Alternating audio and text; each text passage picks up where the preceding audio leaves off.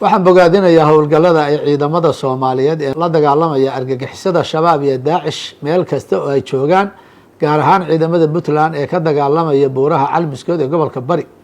ciidanku waxay si nafti hurnimo leh u difaacayaan shacabka, dhulka iyo mustaqbalka Puntland ee ay kooxaha argagixisada ahi doonayaan inay burburiyaan. Daacish waa koox ka soo farcantay fikrado xag jir ah oo ka soo bilowday wadamo kale, waa khatar caalami ah oo soo dhibaataysay bulshooyin badan oo caalamka ah.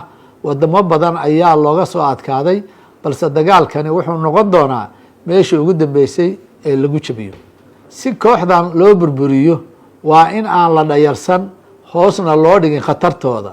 waxaa lagama maarmaan ah iskaashi, wadajir iyo midnimo qaran.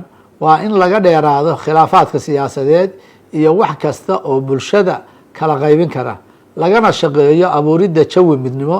dagaalkani maahan mid Puntland keli u saameynaya, waa dagaal la xiriira dhammaan mustaqbalka Soomaaliyeed, lehna waajibaad guud.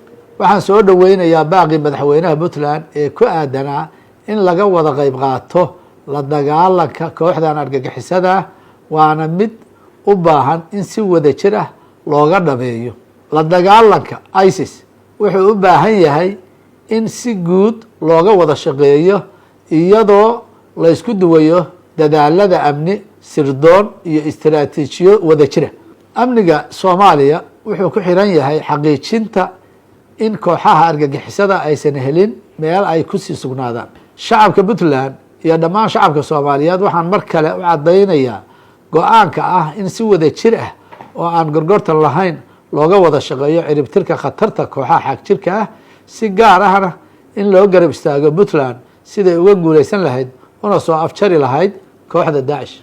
dowladda federaalka Soomaaliya waxay garab taagan tahay Puntland, waxaana socda dadaallo lagu xaqiijinayo in dhammaan baaqyadii iyo talooyinkii madaxda qaranka loo bedelo ficilo wax ku ool ah, waxtarna u leh dagaalka ka socda buuraha Calmiskood ee Puntland, lana xaqiijiyo wada shaqeynta iyo taageerada Puntland, taas oo ah waajibaad guud. waxaana u rajaynayaa ciidamada ka dagaalamaya halkaas oo guulo wax ku oola gaaray, wax badanina u harsan yihiin, in Ilaahay guuleeyo lana garab galo dadaalada halkaas ka socda, taasoo ah maslaxadda Puntland iyo maslaxadda ummadda Soomaaliyeed iyo guud ahaan nabadda caalamka.